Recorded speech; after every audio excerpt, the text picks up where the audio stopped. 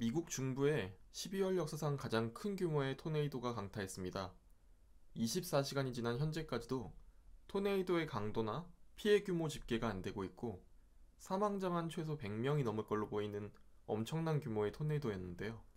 현재 미국에서 신고가 들어와서 공식적으로 집계한 토네이도 피해만 44곳입니다. 가장 피해가 컸던 켄터키주 메이필드시의 양초 공장 사진입니다. 지붕이 아예 붕괴했는데 당시 110명 정도가 안에 있었고 40명 정도만 구조되었다네요.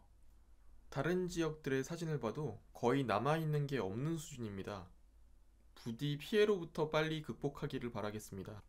이번 토네이도는 12월에 발생한 토네이도 중에는 이례적으로 강력한 수준입니다. 때문에 지구온난화 및 기후변화에 대한 피해가 아닌가 하는 의견이 강하게 나오고 있습니다. 보통 토네이도는 평균 기온이 10도에서 20도 사이인 지역에서 발생합니다. 이번에 태풍이 가장 강력하게 발생한 지역인 테네시주 멤피스 지역의 평균 기온인데요. 12월 평균 기온이 6도로 평상시대로의 날씨라면 토네이도가 발생하지 못하는 곳입니다. 하지만 현재 미국에 강력한 라니냐 현상이 발생하면서 평균 기온이 평년보다 매우 높아졌습니다. 여기에 지구온난화로 인해 수온까지 올라가면서 이러한 경향은 매우 강해졌는데요. 멤피스 지역의 역대 기온입니다. 12월 평균 기온이 아까 보셨듯이 6도가량인데요. 토네이도가 발생하기 직전의 기온입니다. 최대 온도 26도, 평균 기온이 20도가 넘어가죠. 토네이도는 20도 근방의 건조하고 따뜻한 공기가 습하고 차가운 공기를 갑자기 만나면 잘 발생합니다. 10년 전인 2011년 4월에도 라니냐 상황에서 강력한 토네이도가 발생한 적이 있는데요. 미국 북서부의 습하고 찬 공기와 중남부의 건조하고 따뜻한 공기가 충돌할 때 발생합니다. 미국 해양대기청에서 발표한 전 세계 겨울철 라니냐 발생 시 영향 지도입니다.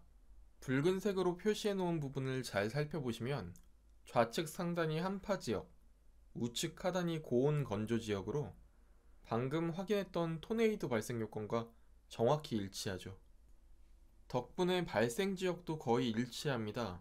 10년 전에는 약간 더 아래에서 시작했는데 이번에는 발생 지역이 약간 북동쪽으로 이동했다는 차이 정도일까요? 토네이도가 일어나기 직전 멤피스 지역의 온도 26도는 이 지역 103년 만의 최고 기온입니다. 이러한 특수 상황에서 북서쪽에서 찬 공기가 아래쪽으로 갑자기 급격하게 내려와서 만나버렸고 기록적인 토네이도가 발생하게 되었던 겁니다.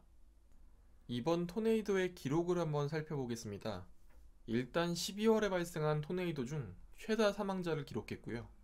발생했던 모든 토네이도 중에 가장 먼 거리를 이동한 토네이도로 기록될 듯 합니다.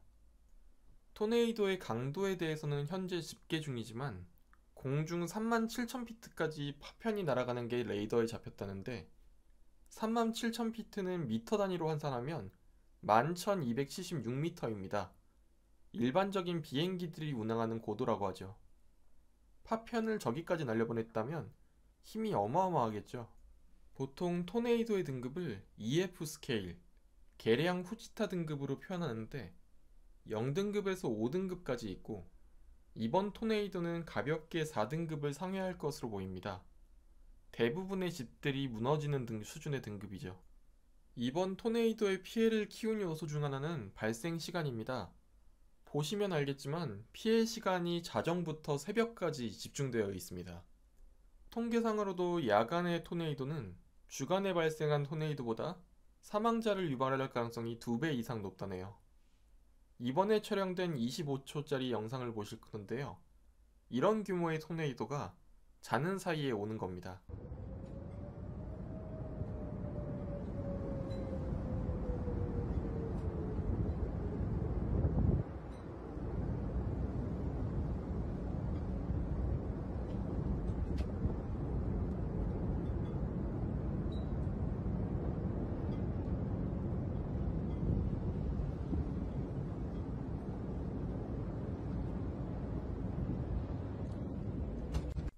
피해가 없이 지나가는 게 오히려 이상할 만한 상황이죠. 아마존급 기업의 물류 창고도 이렇게 날아갔을 정도이니까요. 텍사스 한파나 허리케인 같이 국내 기업들에게 당장 호재로 작용될 만한 지역은 아니지만 벌써부터 미국은 작년 텍사스 한파에 트라우마가 작용하기 시작했나 봅니다. 당시에 한파와 함께 중남부 토네이도가 같이 왔었거든요. 원리는 같습니다. 평소보다 따뜻한 겨울에 갑자기 북극의 찬 공기가 내려와서 기존의 따뜻한 공기를 밀어내는 과정에서 토네이도가 생기고 이후에 한파가 닥치는 거죠. 작년 2월에 텍사스에서 벌어졌던 일들이 다시 일어날 수 있다는 컬럼들이 보이기 시작합니다. 작년 2월에 텍사스 오스틴이 영하 11도까지 떨어졌을 때 텍사스 전력망이 전체적으로 멈춰버리는 사태가 발생했는데 오늘 텍사스 오스틴의 기온이 영상 2도까지 떨어졌습니다. 12월 최저기온이 영상 6도, 올해는 심지어 라니냐로 이보다 높았던 기온이 토네이도가 도착하자마자 이틀 만에 30도씩 떨어졌습니다. 아무래도 작년의 괴로운 기억이 생각날 수밖에 없죠.